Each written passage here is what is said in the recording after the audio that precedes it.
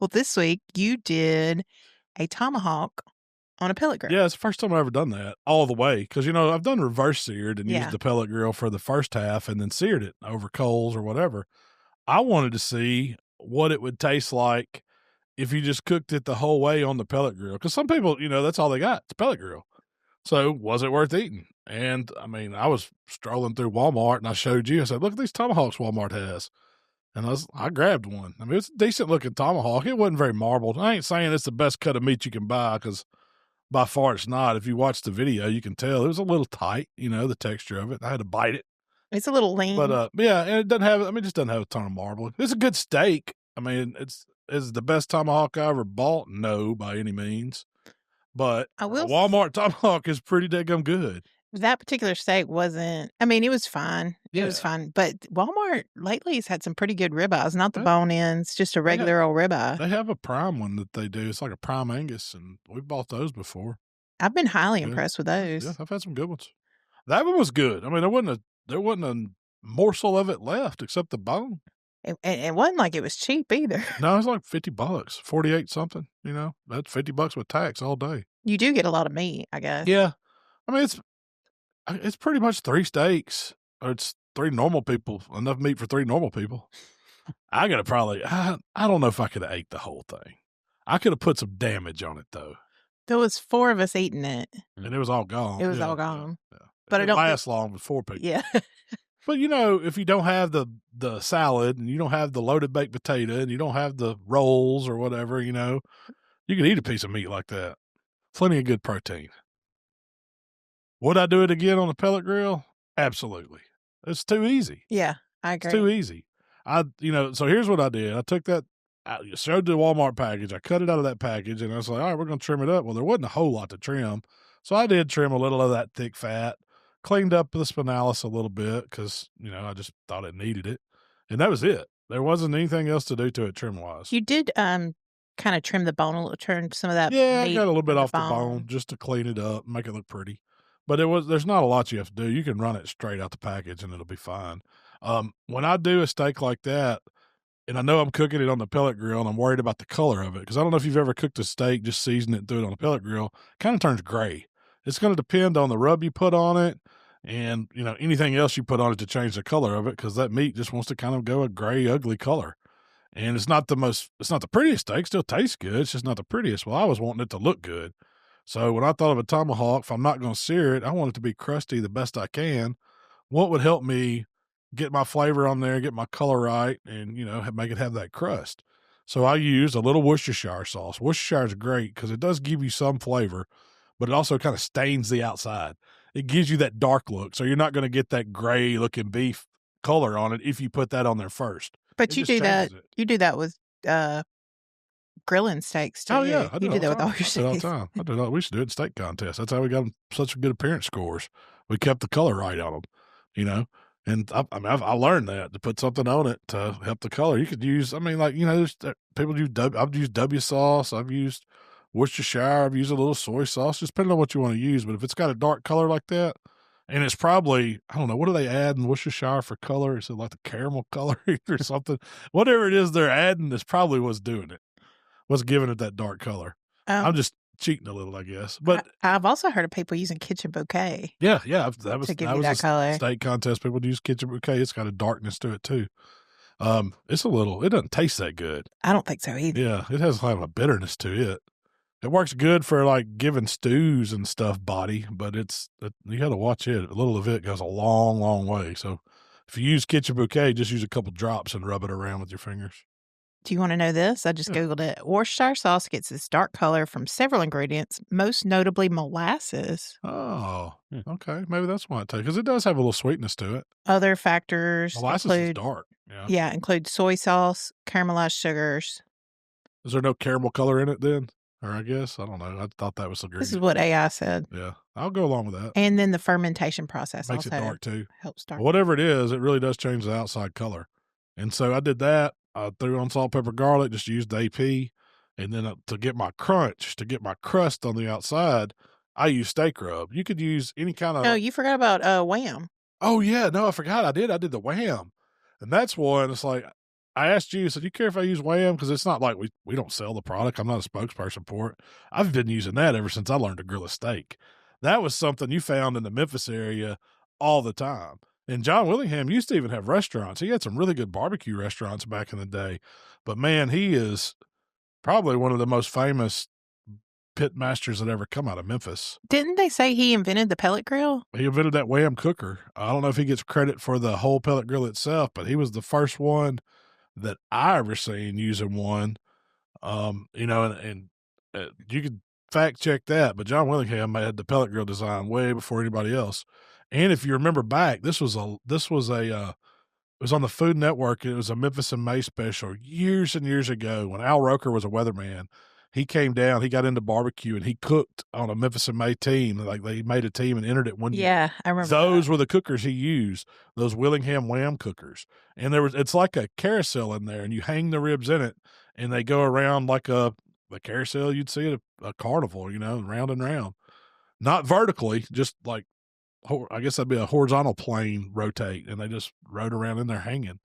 And it was always a cool design. So I just Googled this again. Shell's Learning Corner. Yeah. Happening on the fly. Love it. John Willingham invented the Wham turbo cooker, which was the first pellet fire smoker. So he does get the credit for. Good. What year? Does it say what year? No. But the 80s. original, did you know this? The original cooker resides in the Smithsonian. No way. Really? Yeah. That's cool. I actually, a friend of ours, he's passed away, but he actually had one. I don't know what happened to it. A Wham? Yeah, it was out in California. Cooker. Yeah. You still see a few of them around every once in a while. I don't see a whole lot of them, but it's a pretty nostalgic, you know, pellet grill. They weren't cheap. I don't know if he ever like mass produced them to sell. I don't know if they're like prototypes or he just made a few of them. I don't really know the history of that, but I know John Willingham maybe, and I may be speaking, I don't know, but I think he is the only person to ever win the Royal and Memphis in May, which I don't know if that's current now. That was back in the day. I think. Yeah. Did Gateway people do it, Tim? I think Tim's done it, and also I don't know, but anyway, he was the first one to do it that I know of, to win Memphis in May and win the American Royal, and I think win the Jack Daniels too. I'm not positive on that, but he's got more credits to his name. And John's been gone a while now, but he was one of the best. I mean, he's a mentor to a lot of people. But anyway, he's got a seasoning called Wham seasoning. I got off track. and it's like a Worcestershire powder rub seasoning. It's real dark. I think that's what Como Steakhouse uses. Oh, I know it is. It's got to be. It's got to be. How do they get their steaks to taste like that if it's not using Wham? But you can find it. You can find it in our grocery stores locally. So I guess someone, either he has family that's still selling it or someone bought that, but they still circulate it. I don't know where it's made, but you can still find it, and I bet it's online, too, if you search. We might need to share a link to it somewhere. But I put that on there first. It's on Amazon, I checked. It is? Yeah. So once I put my little Worcestershire down and got me a binder going, got the outside a little moist, I seasoned it with that Wham. And you can tell in the video, when I first put Wham on, it just wants to dissolve. And it does that whether you got the Worcestershire on there or not. And I have used it without using the Worcestershire. I just think it's better if you use both. But it gives a really good flavor, really good color. It melts out, and that flavor stays. And then when you top that with a little extra salt, pepper, garlic, and then you put your crunch on it, like with my steak rub, it makes a heck of a good tasting steak, especially like on a big, thick one, like that 3-pound Tomahawk. Like thinner steaks, the seasoning you'd have to back off a little bit because there's less, surface area, density. But that big ribeye is so thick, it's like a roast on a bone. So you need something heavy on the outside to offset just the beefiness of the inside. And that's what I like about a thick steak like that.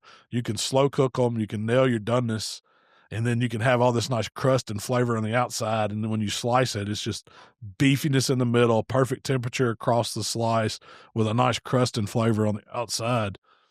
And it works. It just works. So that's all I did. I seasoned that steak with the little Worcestershire, with the Wham, with the little AP, and then heavy with the steak rub on the outside, and just let it sit on the board. Fired up the pellet grill. I was 250 at this cook. 250 the whole time, which is pretty low. It's pretty low for a steak for sure. It's really the first part of a reverse sear. But I set the steak on there, and when the grill got up to temp, put me a probe right dead center of the loin, and then just set it for like 120 the first time. And I think it took maybe like an hour. It was about 100, 110, then an hour and 20, it was like 120. And then that last 10 minutes, the hour and a half total, it got to 128, and that's as far as I wanted to go. So why not set it for 128? You could. I just like to have a point where I'm going to go check it. You know what I mean? Like, Let me see that 3/4 of the way done. Make sure I hadn't screwed anything up. Make sure the probe ain't, because if y'all notice in the video when we show the dot, it's flashing low battery. And so the whole time I'm like, man, I ain't got another battery. How we going? And I need to swap it out, but I'm hoping I got enough. Oh, I did. It's still going. I don't know how long that thing has to be several years old. I've never changed the battery in it, but it's finally flashing low battery. I need to put dot batteries on. I don't even know what kind they take. I don't know if I've ever changed one. Is it the little round battery or is it like a watch battery? I don't know. I need to open it up and look. But it's like you set it for 120, and that lets you know, hey, you got to watch it close from now on. Yeah. And I'm really paying attention to it. And I didn't do nothing, man. I could have basted it or done something. But this was kind of experimental. What's it going to be like? And I really didn't know if it's going to crust up like it did. I was pleasantly surprised when I opened it at the first time. I was like, man, this crust looks really good. It's getting some color on it. It's doing everything I wanted it to do. And so I didn't do nothing. I mean, it was real simple. That was the easiest cook you could do to cook a big old tomahawk. Then I took it off. Well, when I took it off, I had a little platter, and you sliced me up. Was it a full? It was stick? A half stick of butter. Yeah. And I seasoned it with some more steak rub. And I like, instead of what I noticed, like when you rest a steak, if you put the butter on top of it, it makes it look ugly. Yeah, you got some good butter melting all over the outside, but are you really doing anything? It almost washes it off. Yeah, it almost washes your seasoning off. So what I started doing was I don't care what the bottom side of the steak looks like. I put my butter and pats on bottom, season it, and set my hot steak right off the grill on it and let it rest. What's the restaurant that's known for like searing in butter? It's Roost Chris. Roost Chris. Where it comes out sizzling. They kind of do that. Butter. You think they put that butter on in that skillet and then slide it in there and then cook this? Because it's like they cook it like 1,500 degrees in one of those salamander type things. But their butter's underneath their steak. It's all underneath. Yeah, it doesn't run all over the top. So I've never actually seen a video on how they do it, but it does. That's the best part of their steak because it's just a high heat. Yeah, that is the best part of their steak. It's just a bland piece of steak. So if you like butter on steak, and I don't know what person doesn't, this is the way to do it because it makes your own steak sauce. Because you're going to get some juices that come out of that steak as it's setting, it's inevitable. And then it's mixing with the butter, and it's getting all the flavor that you seasoned it, plus the flavor of the grill that's on the bottom part of that steak. And if you notice, it just makes a big old butter puddle. You got like this little pond of butter. And meat juices. Yeah, meat juices. So you got an option there. You can pour it up in a little bowl for dipping, or you can, once you get your steak all cut up, you can drizzle it all over it in your plate. However you want to do it. You can put the steak back in that plate, which would be perfectly acceptable to me. But resting it over that butter is the key. When you do them at home, you usually put like 2 pats of butter on the plate and then set your for a normal size one-person steak. Yeah, and then set your steak on that plate and serve from that. Yeah, that's the same plate they get. So you can run it through. Run it through it as you eat it. Yeah, it's so good. But if you'll notice, I left my probe in that tomahawk when I set it on the butter in the platter. And what I wanted to do was I wanted to see how far it was going to carry over. And then when it come down, that's when I know I'm ready to eat it. I'm still eating it super hot. It's just carrying over to its maximum temp and then drops back. And I let it drop back 2 degrees. The first one was just kind of, is it really dropping or is it trying to change? So once it dropped 2, I was like, that's it. I'm ready. So what's the theory behind that? You're getting maximum carryover, maximum internal temperature. And right at that range, I would say it went to like 133.